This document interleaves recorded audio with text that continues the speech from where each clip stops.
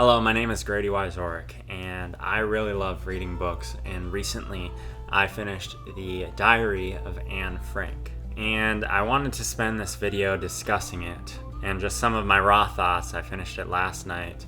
However, first I want to give a backstory and a backdrop. The reason I decided to pick up this book, if you can believe it, was after watching an anime called Monster, and you can see the video that I made on that.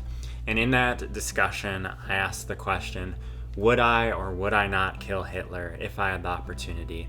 And I was asking, is that the best solution in order to deal with a threat such as Hitler? And it's an interesting philosophical question that I've brought up to friends and have had really compelling conversations with after that video was made.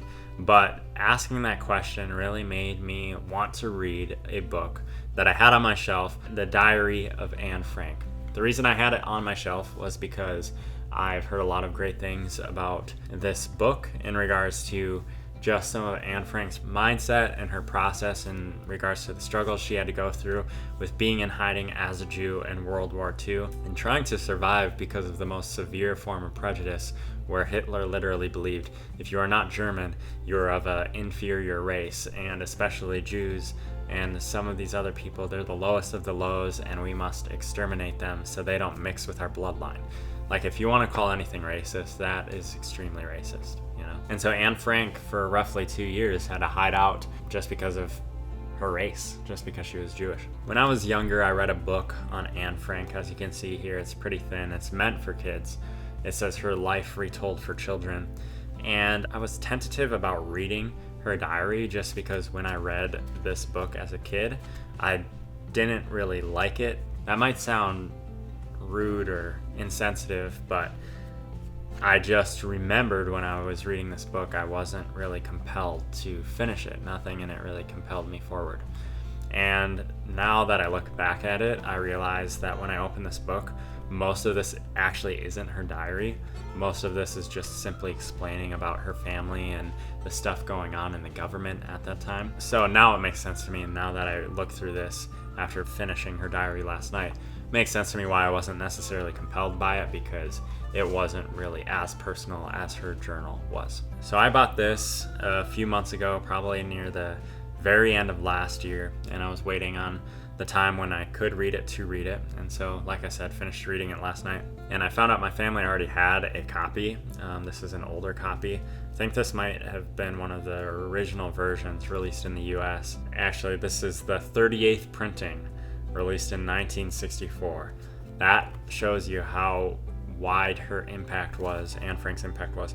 It went through 38 printings by 1964, and it was released in the US in 1952. So over 12 years, it went through 38 reprintings. Just imagine what printing this is, right? So there's literally so much to say about Anne Frank's thoughts throughout this book. And one of the things that compelled me wasn't necessarily only her struggle that she was going through in regards to hiding, because the thing is, Anne Frank, when she was writing this book, sure, she went through those hardships where she's like, obviously she wanted to go outside, she wanted to feel the breeze, she wanted to look at the sun, she wanted to hear the birds chirp live.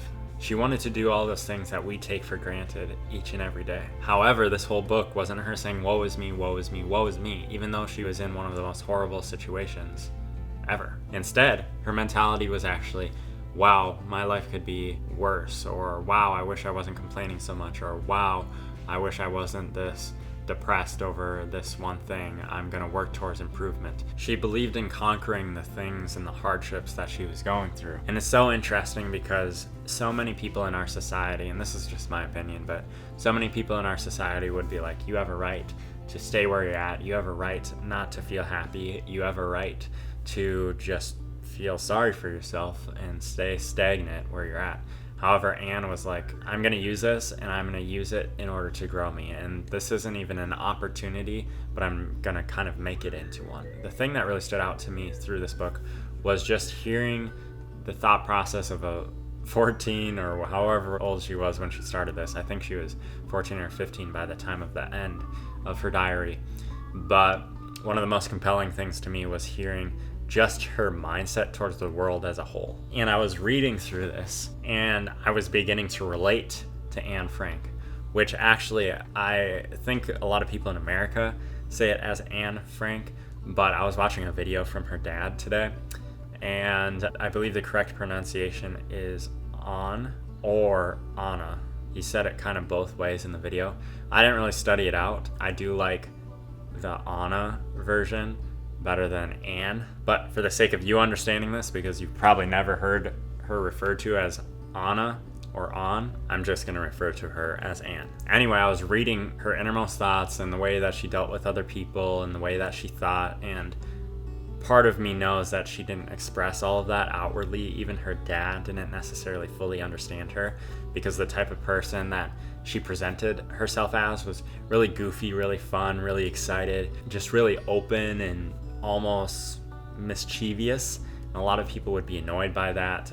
People would be annoyed by her energy, and people would be annoyed by some things that were a coping mechanism of her not wanting to show her sadness, but instead being this happy-go-lucky little girl who sometimes got on people's nerves. And so it was interesting to see that side of her, but also the deeper side of her that was coming out through her text. And when I was reading most everything that she was saying, I was like, wow, this is something that I would really value in a person if I knew them, if I knew that they thought like this, because I think about this in some ways, and I think about these things, and I think about these aspects of life. And I was thinking, wow, I would love to have her as a friend, and I would love to have her as a close friend. And it's interesting because I write as well, and something that's really interesting about writing is that people really get attached to a main character if they're written well, and sometimes they view anyone who is polar opposite of what this main character wants as the villain. However, I as a writer know that if the head hopping goes from this person to this person, and the story is told from this person's perspective, it is very likely that the reader will switch opinions, and they will now be on this person's side rather than this person's side. Because we as humans are multifaceted beings where we're not necessarily all fully evil, right? And sometimes even the most evil people have somewhat innocent intentions. Does that mean they should get off scot-free? Do I think Hitler was a good man? No. Do I think Hitler should have been dealt with severely? Yes, I'm not saying that.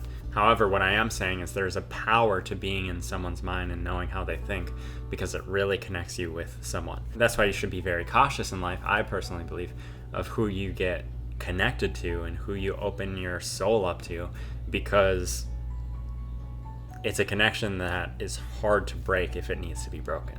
But anyway, that is totally off topic. So I felt very strongly connected to Anne Frank throughout this journal. Part of me was connected to the writer side of her and her dreams to be a writer, because that's something that I really care about and something I'm passionate about and practicing practically every day, just like she was practicing practically every day.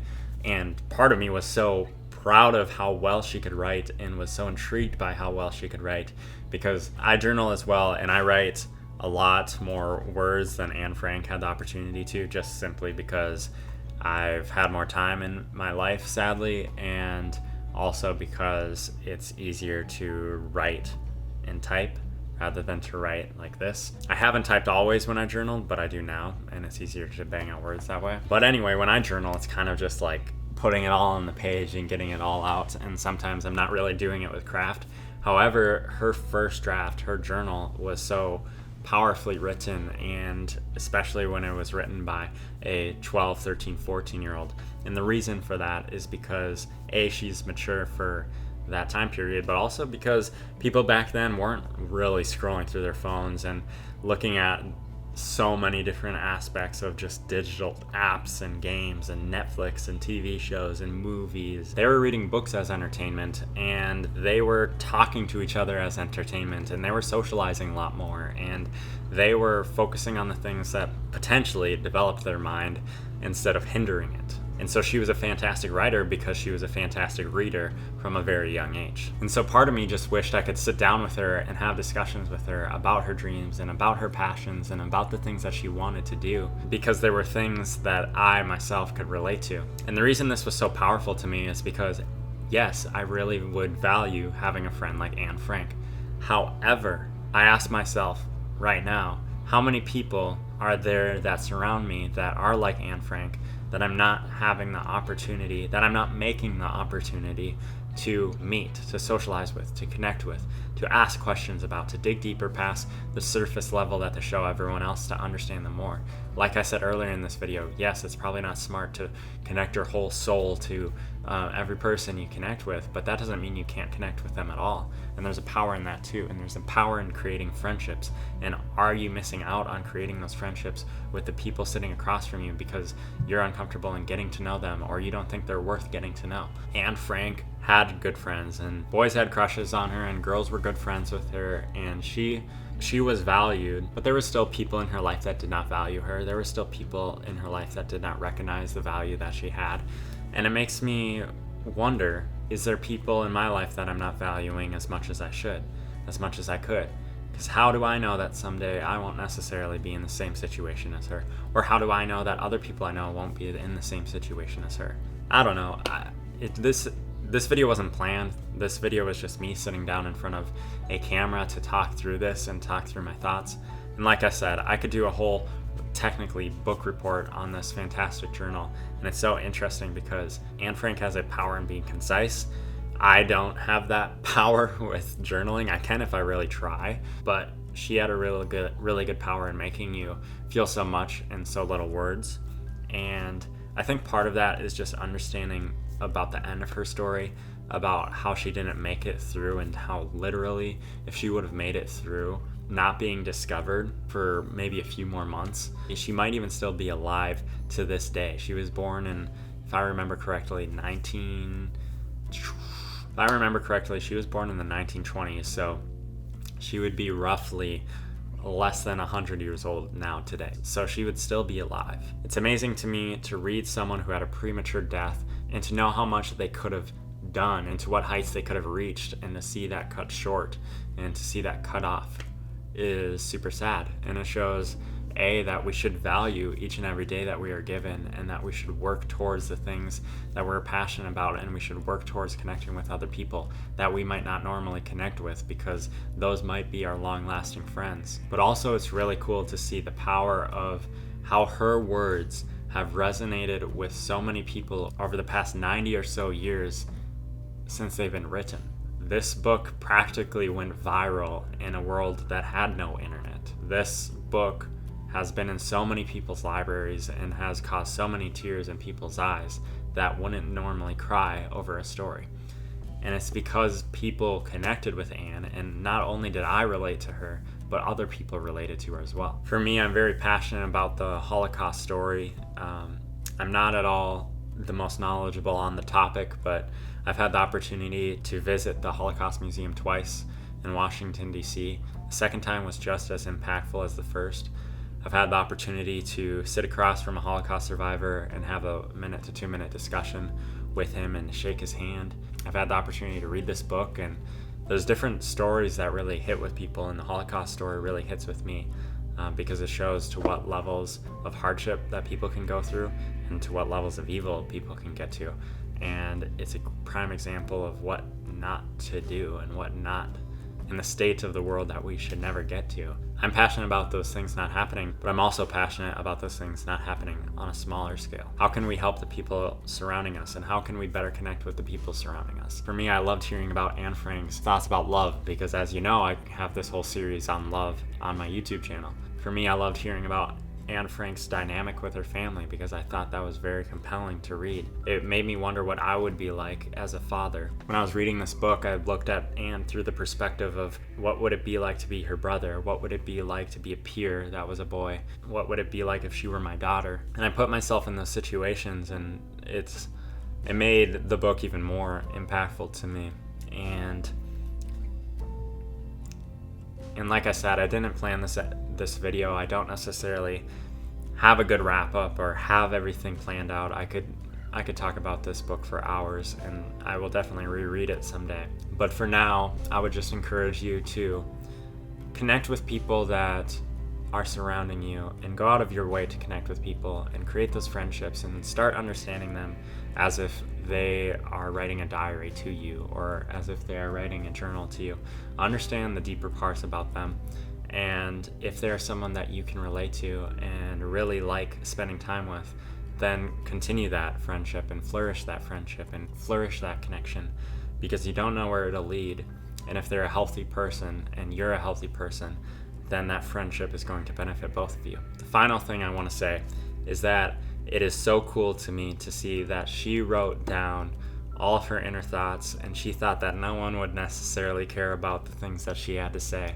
But because of how well she did it and how well she was able to tell her story, this book has touched countless amount of people around the world and has stayed in the hearts of generation after generation because of the impact that she's had. And so it's really cool to me as a writer and as a person and as someone who really cares about impact to see the love that Anne Frank had for herself, for other people, and for others continue on through the generations, and also the vulnerability of her as well, how she was super hard on herself and how she felt completely misunderstood by everyone else. It's cool to see that people can learn from her experiences in that way too. Anyway, if you've never read this book, The Diary of a Young Girl by Anne Frank, I highly recommend it. It's super good. Don't read this crappy version that isn't actually her journal that I read as a kid. Read this version, or read this version. Anyway, thank you for watching this video. I hope something stood out to you about it. If you feel like it, subscribe below or comment below your thoughts. I think down the road, I'm going to be doing a few more World War II themed videos, not really about the war or anything about that, but about the people behind it. Right now I'm reading a graphic novel about 3 people named Adolf in the World War II era, and it's very interesting to look at the dynamics of these 3 different people. I just started it last night after I finished this Diary of Anne Frank book. And eventually, I don't know if it's going to be anytime soon, but I would love to share the story about the conversation I had with the Holocaust survivor and some of his story. I would love to talk about that, and so on and so forth. So this YouTube channel is about a lot of different things, but if you want to continue along this journey where I dive into a variety of stories, feel free to come along by hitting the buttons below. All right, thank you very much. I hope you have a good rest of your day. And thank you, Anne Frank, for writing a very touching and heartwarming book about your life. All right, goodbye.